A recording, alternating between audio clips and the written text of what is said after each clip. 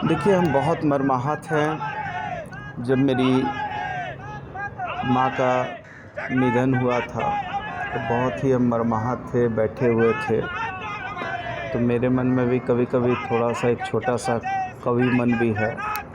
तो मैंने कुछ उस दुःख की बेला में, जब मेरी माँ मुझको छोड़कर परमपिता परमेश्वर में लीन हुई, तो मैंने कुछ 4 लाइन लिखी थी कि ज़िंदगी को सबने देखा, मौत की किसे खबर, आती है मुक्ति बनकर नींद का ये लंबा सफ़र, न इसकी कोई मंजिल है न इसकी कोई डगर, मौत कुछ और नहीं ज़िंदगी का नया सफ़र।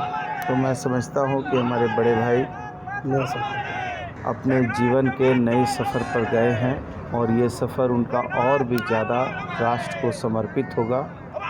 और जिस तरीके से उन्होंने राज्य की सेवा की, अपने क्षेत्र के लोगों की सेवा की, गरीब, दलित, आदिवासी, पिछड़ों की मजबूत आवाज़ बने रहे और शेर दिल इंसान बेबाक होकर बोलने की प्रवृत्ति, ना कभी झुकने की प्रवृत्ति, ना कभी रुकने की प्रवृत्ति, और बड़े धार्मिक मिजाज के भी व्यक्ति थे। अभी उन्होंने एक मंदिर भी बाबा का बनाया था, मुझे अपने से ला के पूरा वीडियो दिखा रहे थे कि बन्ना भाई ऐसा ऐसा है, और काफ़ी इंटरेस्ट लेकर उस भव्य मंदिर का उन्होंने निर्माण किया। तो जहाँ एक तरफ उनके मन में श्रद्धा है, दूसरी तरफ संस्कार है, तीसरी तरफ अपने जनता के लिए लड़ने की दक्षता और क्षमता है, तो ऐसे लोग के जाने से कुछ दुख होता है।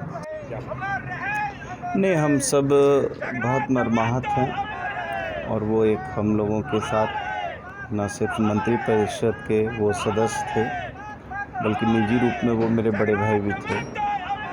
और एक बड़ा शेर दिल इंसान है जो ना कभी अपने सिद्धांतों से समझौता किया, ना अपनी जनता के हितों से समझौता किया, और अंतिम सांस तक उन्होंने अपने क्षेत्र की जनता की, झारखंड के लोगों की आवाज़ को बुलंद किया।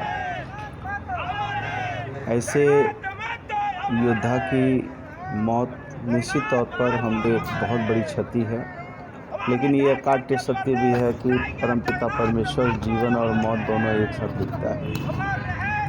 परमपिता परमेश्वर से प्रार्थना करेंगे कि उनके श्री चरणों में उनको जगह मिले।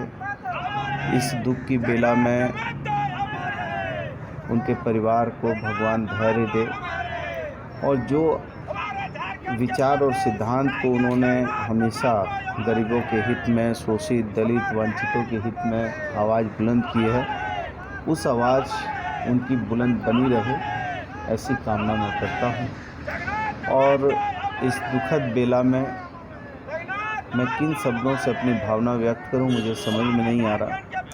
लगता ही नहीं है कि जो कल तक मेरे बगल में बैठकर इतनी मजबूती से अंतिम सदन में भी उन्होंने मजबूती से सरकार का जवाब दिया, और जवाब में भी जो शालीनता उनकी रहती थी कि विपक्ष के सदस्य यदि कोई सवाल करते थे तो उनको पूरी तरीके से संतुष्ट भी वो करते थे। तो मैं समझता हूँ कि एक योद्धा की मौत हुई है, हम सभी लोग मर्माहत हैं।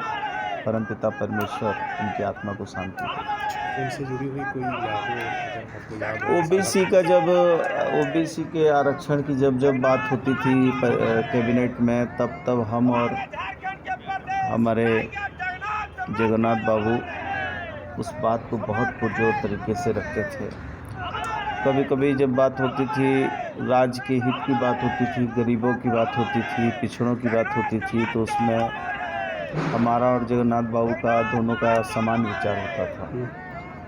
तो बहुत सारी ऐसी चीज़ें हैं जिनको स्मृति पटल पे आ रहे हैं, जा रहे हैं, सोच रहे हैं कि वो कोविड का क्षण था, जब उनको कोविड हुआ, किस परिस्थिति में रिम्स में रहे, फिर उनको जो है बात जो है, और वो मैं समझता हूँ कि वो उनके अंदर एक जुझारूपन था जो उन्होंने मौत को भी 2 साल पहले शिकस्त दी थी। ये अलग बात है कि परमपिता परमेश्वर ने उनको अपने पास बुला लिया है, लेकिन कोविड में जिस तरीके से उन्होंने जंग करके अपने को बचाया था, यह अभूतपूर्व था। ये उनका अंदर का जो क्षमता थी वो दिखाती थी। अच्छा, ये कैबिनेट से जब 1932 का प्रस्ताव पास हुआ था तो सबसे अधिक खुश वही दिख रहे थे, और आप तमाम मंत्रियों को चादर बढ़ा के भी सम्मानित किए, तो उससे जुड़ी हुई कुछ बातें अगर याद हो। निश्चित तौर पर देखिए, अब मैं क्या आपको कहूँ, जो आदमी गरीब के पक्ष का हो, दलित के पक्ष का हो, आदिवासियों के पक्ष का हो, पिछड़ों के पक्ष का हो, तो बहुत सारी चीज़ें हैं, बहुत चीज़ें ऐसी होती हैं जो राजनीतिक होती हैं, बहुत चीज़ें भावनात्मक होती हैं। तो मैं तो उनसे व्यक्तिगत मेरे संबंध रहे, वो मैं हमेशा उनको दादा बोलता था, बड़ा भाई का उनको सम्मान देता था। और उन्होंने जब कभी भी बात किया, एक बार बीच में मैं उनके घर भी गया था उनसे तबीयत कुशल क्षेम पूछने के लिए, तो उस दिन भी जो है कहाँ से वो लड्डू मंगाए थे, तो बोले नहीं बना है तो वो वाला लड्डू खिलाओ, और ज़बरदस्ती करके उन्होंने बैठ के अपने हाथ से दिया और खिलाया। तो बहुत सारे भावनात्मक क्षण हैं। उनके बेटा के साथ एक बार अभी पार्टी उन्होंने किया था, उसमें मैं गया था, अपने बेटा को लगा दिया कि नहीं तुम एकदम चचा को बढ़िया से खिलाओ, बैठो। और बहुत सारे ऐसे क्षण होते हैं, अब क्या मैं कहूँ, लेकिन मन में वेदना है, पीड़ा है। ठीक है। Thank you.